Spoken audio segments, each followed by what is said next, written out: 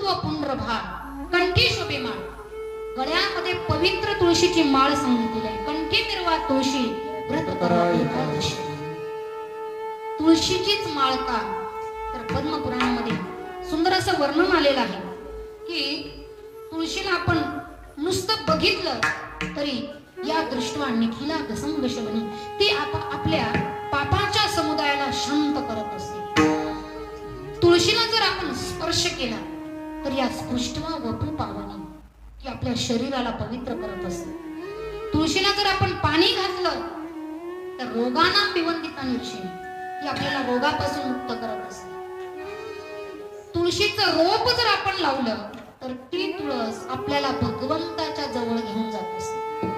आणि तुळशीचं पान जर भगवंताच्या चरणाजवळ समर्पित केलं तर त्या भगवंताचीच प्राप्ती करून देत असते. एवढी ताकद तुळशी